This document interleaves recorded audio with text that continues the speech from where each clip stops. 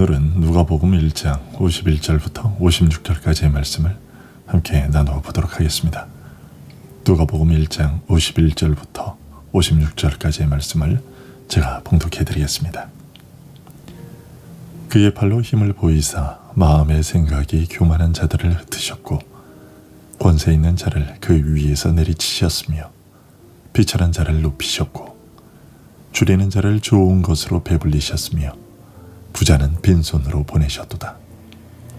그 종 이스라엘을 도우사 긍휼히 여기시고 기억하시되 우리 조상에게 말씀하신 것과 같이 아브라함과 그 자손에게 영원히 하시리로다 하니라. 마리아가 석 달쯤 함께 있다가 집으로 돌아가니라. 아멘. 친족 엘리사벳을 방문한 마리아는 성령의 은혜를 입은 상태에서 자신의 비천함을 돌아보시고 그리스도를 잉태하는 복과 그리스도로 인한 죄 사함의 복을 주신 여호와를 기뻐한다고 찬양했습니다. 이어서 마리아는 하나님의 능력과 공의와 신실하심을 찬양합니다. 먼저 51절에서 마리아는 여호와께서 그의 팔로 힘을 보이셨다고 노래합니다. 즉 하나님은 구원의 일을 이루시는 일에 그 어떤 조력자도 필요치 않으시고 오직 그분 자신의 능력으로만 만족하시고 자신의 능력으로만 일을 이루셨다는 것입니다. 하나님은 전능하신 자신의 능력으로 구원의 일을 이루십니다. 그런데 그 힘은 구원을 이루시는 일에만 발휘되는 것이 아닙니다. 구원을 이루시는 일에 발휘되는 하나님의 능력은 그의 공의를 나타내시는 일에도 사용됩니다. 이어지는 마음의 생각이 교만한 자들을 흩으셨고 권세 있는 자를 그 위에서 내리치셨으며 라는 말에서 그 사실을 알게 됩니다.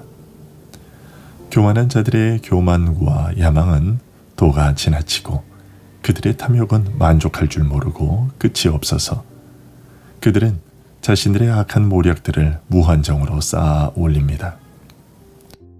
마치 창세기 11장에 바벨탑을 쌓아 올리는 것처럼 말이죠.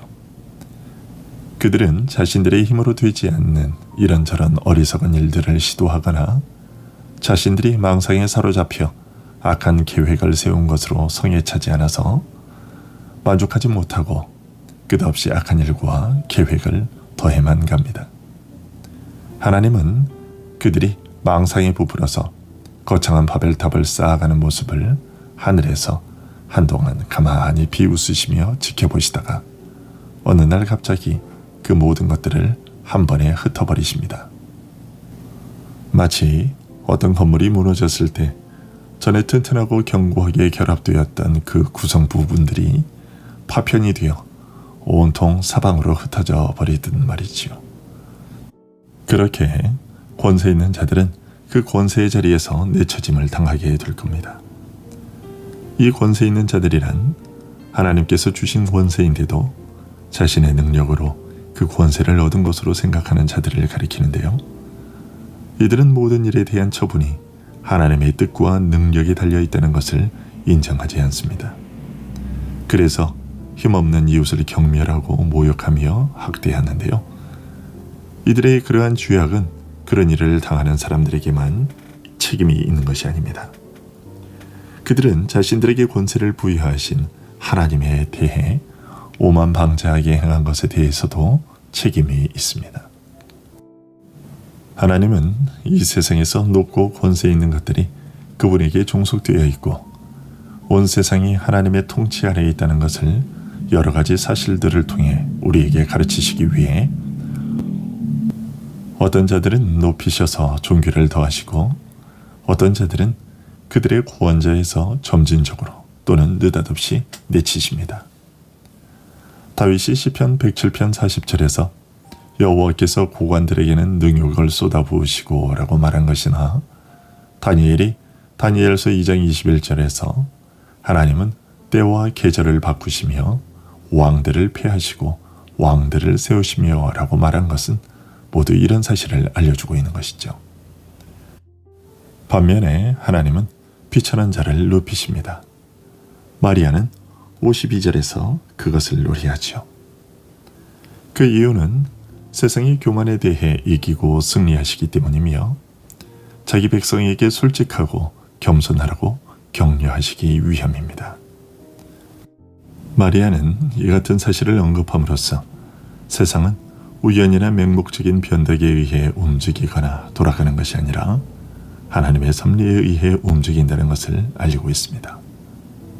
또한 우리의 눈으로 보기에는 사회의 전체적인 틀을 흐트러뜨려 놓고 뒤집어 놓는 심판들인 것처럼 보이는 일들이 사실 하나님의 무오하신 공의에 의해 다스려지고 있다는 것을 가르쳐주고 있습니다. 이런 사실은 53절에 줄이는 자를 좋은 것으로 배불리셨으며 부자는 빈손으로 보내셨도다 라는 말씀에 의해 더욱 확실하게 드러납니다. 사람들이 높고 낮아짐은 저절로 일어나는 것이 아니라 하나님이 어떤 합당한 이유에 근거하여 그 일들을 일으키시기를 뜻하심으로 인해 벌어지는 것이라는 말이죠. 그러면 그 합당한 이유라는 것은 무엇일까요? 그것은 큰 자들과 부자들과 권세 있는 자들이 높아진 후에 그 모든 영광을 그들 자신에게 돌리고 하나님께는 전혀 영광을 돌리지 않기 때문입니다. 따라서 우리가 누리고 있는 모든 것을 하나님에 의해서 갑자기 박탈당하지 않기 위해서는 높은 자리에 올라 있을 때 우리의 마음까지 높아져서 하나님을 떠나지 않도록 세심한 주의를 기울여야 할 것입니다. 또한 육신의 헛된 만족에 빠지지 않도록 조심하고 또 조심해야 할 겁니다. 우리 자신의 가난함, 즉 나 자신에게는 능력이나 자격이 없음을 깨닫고 인정하며 하나님께 소리 높여 부르짖는 경건한 자들이 되어야 할 것입니다. 그런 자들에게는 하나님이 줄이는 자들을 좋은 것으로 배불리실 것이라는 이 가르침이 결코 헛된 가르침이 되지 않을 것입니다. 이런 가르침에 이어서 마리아는 하나님의 신실하심을 찬양합니다. 54절과 55절의 말씀이 그것입니다. 그 종 이스라엘을 도우사 긍휼히 여기시고 기억하시되 우리 조상에게 말씀하신 것과 같이 아브라함과 그 자손에게 영원히 하시리로다 하니라. 즉 마리아에게 그리스도를 잉태케 하신 이 일은 하나님께서 전에 거룩한 조상들에게 약속하셨던 구원을 이제 이루고 계시는 일이라는 것이죠.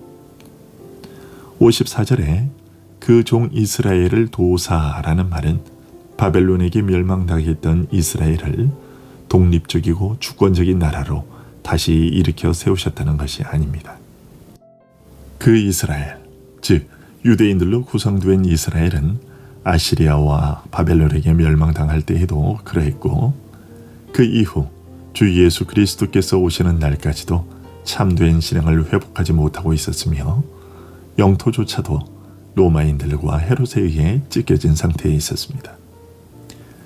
따라서 마리아가 말하는 이스라엘은 육신을 따라 이루어진 그 이스라엘이 아니라 믿음으로 말미암아 아브라함의 권속으로 받아들여진 자들이며 하나님은 그들을 일으키신 것입니다. 그리고 그 일은 앞서 말한 것처럼 하나님께서 아브라함을 비롯한 거룩한 믿음의 조상들에게 하신 약속의 성취였습니다. 하나님은 자신이 하신 그 약속을 이루심으로써 자기 백성을 향한 긍휼하심을 나타내셨습니다. 사람들은 어떤 사건을 보았을 때 하나님이 그들에게 진노하셨다거나 그들과 화해하셨다고 결론을 내림으로써 하나님의 이러저러한 감정들에 대해 말하곤 합니다. 하지만 하나님께서 자신의 말씀 속에서 자신의 긍휼하심을 베푸셨다고 언급하시는 경우를 제외하면 우리는 과연 하나님의 긍휼하심이 우리들에게 베풀어졌는지 안 베풀어졌는지를 정확히 인식할 수 없습니다. 때문에 마리아는 자신과 다른 사람들의 눈앞에 하나님의 약속들을 상기시켜서 그 약속들의 성취가 바로 하나님의 참되시고 신실하심을 보여주는 증거라는 사실을 알려주고 있는 것이죠. 이런 측면에서 성경은 하나님의 긍휼하심과 참되심을 자주 언급합니다. 왜냐하면 하나님이 자신의 말씀으로 속박하신 그 약속들이 우리에게 제시되어서 하나님의 선하심과 우리의 개인적인 구원 사이에 그 약속의 말씀들이 개입되어 있다는 사실을 우리가 알지 못하면 우리는 결코 우리에 대하여 하나님이 지니신 아버지로서의 인자심을 깨닫지 못하기 때문입니다. 마리아가 우리 조상에게 말씀하신 것과 같이 기억하셨다는 말을 언급한 것은 바로 이런 이유 때문이죠. 답답하고 어려운 현실 가운데서 하나님께서 나에게 과연 긍휼과 자비를 베풀고 계신지 의심이 들 때가 있을 겁니다. 그것을 확인하는 방법은 기록된 하나님의 말씀을 들여다보는 것입니다. 성경에 기록된 하나님의 말씀들은 모두가 하나님의 약속이고 우리는 그 약속들이 그동안의 역사 속에서 그대로 이루어졌음과 짧게는 우리들의 생애에서도 이루어졌던 것을 발견하게 될 것입니다. 그렇다면 우리는 코로나19라는 지금의 이 현실에서도 여전히 하나님의 긍휼과 자비와 인애가 우리들의 오늘에도 여전히 미치고 있음을 확신할 수 있을 겁니다. 그리고 마리아와 같이 하나님의 신실하심을 소리 높여 찬양할 수 있을 것입니다. 기도하겠습니다.